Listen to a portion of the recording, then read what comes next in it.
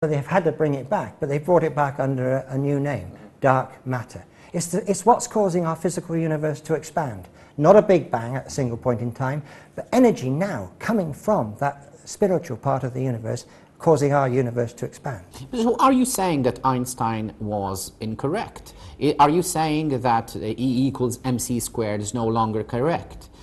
Because he was the one who debunked the idea of the ether, wasn't he? Well, when people make a study of what I'm saying, because they're not going to just take my word for it, they're going to check it out, you'll find a great deal of the theory of relativity is correct, especially E equals mc squared. It's all, we're enhancing on the bits that were good in relativity. We're only going to push out the bits that are wrong. What's known as the cosmological constant has really baffled scientists for years. They couldn't understand how the universe was expanding and speeding up. Because with an explosion, as you know, something explodes and then it quickly folds back on itself. But now they've got this answer now. They say that all the energy is coming from the invisible part of the universe, the 9/10 of the missing part of the universe. And we're saying loud and clear that 9/10 is what the religionists have been talking about for years. It's the spiritual part of the universe. In an interview that is on the internet, which you've done in 1994, you said you were on the verge of proving scientifically that this other world exists. Well, here we are in 2007, 13 years later, and we still seem to be in the same situation. Yes. Now that's another jolly good question, Lou, because I'm determined to repeat the Crookes experiments with a contemporary materialization in the presence of my scientists that I'm talking to. But now the trick is, we can't force one of these mediums at bayonet point to work for us. They have to do it under their own volition. Now, I'm working with the mediums, trying to get them away from the spiritualists. A lot of spiritualists don't want this scientific backup. So I'm trying to work on these mediums and getting through to them that the scientists who are going to work with them are 100% on their side. They won't kill them or hurt them. They're going to work with them. So that's where I am at the moment, trying to get these mediums to come over to the scientific side. And when you interview Victor Zammit, the lawyer from Australia, he is right in the vanguard of this experimental proof. And he realized how important it is to work with these mediums and to get them to trust us and to call in our scientific team so we can cover everything on camera. All be covered on infrared camera. And when you interview Victor Zammit, he'll go into this, how far he is along the line. You were just saying that those people who make a living out of predicting the future, the spiritualists, yeah, the crystal ball gazers, are very much against what you do. Tell me why. Yes, well, because they're making a living out of it, I suppose. They've been no help to me at all, the ordinary spiritualists. But I did write in their papers for a while because they were my only outlet in the early 1980s. But I soon found out that they weren't on my side. They don't want to get this scientific backup for some reason. I can't understand why. But there are certain spiritualists, of course, because I was lecturing to them for many years. And the ordinary spiritualists were very keen on it. But a lot of the mediums aren't. I think they look upon me as a threat, or look upon this scientific proof as a bit of a threat to their incomes.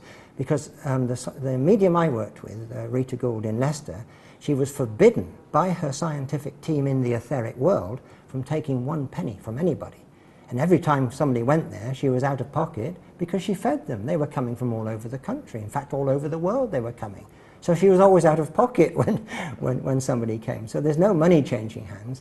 And when we get one of these mediums to work with our scientists, we've got university grants already. So the money is no problem at all. What is the concept of time in this other world? Can you rewind time? Can you fast forward it? I'm into rock. If I lived in this, when I die and go into this world, can I rewind back to 1967 and watch a Beatles concert live? This is hearsay, but it's very exciting hearsay. They say that there's no such thing as time over there for them, but all the time they're talking to us, they're locked into our time system. But they said there's no time there. For example, they said, Mike, when you come over here, if you're interested in history, everything is recorded on time.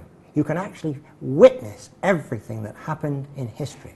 And people like yourself interested in that will be able to see all your pioneers actually performing on the stage. But it's only hearsay, of course. We haven't got any proof of this. But it's hearsay that's very interesting to me, being a historian, because I can go back and see whether that part of history is right, whether we got it right or not. You can go back and see the Siege of Malta and all this sort of thing. Oh, no. I would be more interested in the rock concerts. I think I'm going to commit suicide right now. No. Anyway, it's all there recorded. I mean, action replays are new toys on Earth, but they're not new toys in the etheric world. That's the real world. That's where everything is. And everything is recorded on time. Now, what about the other direction? Can they fast forward time and therefore predict the future? No. What they can do, when I asked them this question, they said, we can see the overall picture a bit better than you can, Mike. That's why we set the timing. They said, don't get frustrated if you can't break through like you wanted to in 1983. I wanted to break through then. She says, we've got to wait for the timing till everything's right.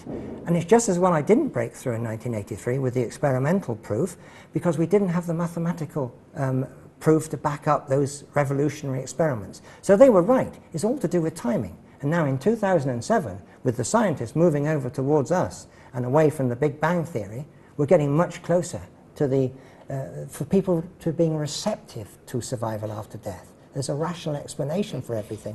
Yes, but what I asked is, since you are saying that through these mediums, and we'll talk about them in a minute, when you can speak to these people in the other world, yes, and since they do see the future in some way or another, can we know what the future is through these beings? Well, not the people I've spoken to from the etheric world. They say they can't see into the future any more than we can. But you make the future by your actions now, don't you? I mean, a good example is the slave trade. Take an example of the slave trade, taking all those poor people off the coast of Africa, shipping them across to America. Now, isn't that building up trouble for the future, something terrible like that? You wouldn't have to be a philosopher in those days to say, look, we're going to causing a lot of trouble here, a lot of misery. This is going to come back on us in future years. And that's the sort of thing they tell us from the next world. We can see by your actions now what you're building up for yourself in the future. Now that makes sense to me.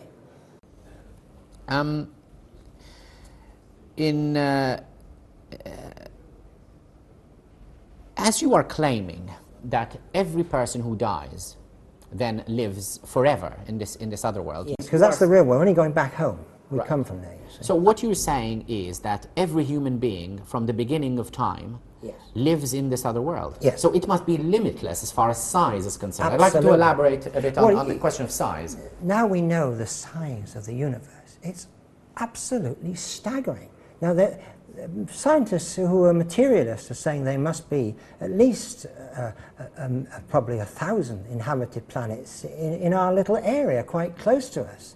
Now, imagine there's unlimited a number of galaxies, star clusters like our Milky Way. And a lot of those stars will have planets going around them. But the most important thing is, if there's life on those planets, they've got etheric worlds around them as well. That's the reality. Everybody will have. And if we were closer to the sun, as you know, Lou, we'd have to have a totally different spacesuit, physical body. This is only a spacesuit that we use for our short stay on Earth. If it was closer to the sun, we'd have to have a totally different spacesuit. And they would have different physical bodies to us if they're not the right distance from the sun that we are, for example. Yes, but you said that you have people have actually recognized the ones who have their loved ones who have died. You, for instance, in your interview, you talk about your 1994 interview about this family who had a 6-year-old boy who died of cancer, yes. and they've met this boy 300 times. So they recognize the boy, the body is the same. So are you saying that the flesh itself is different? Well, he is able to materialize as the 9-year-old boy they lost.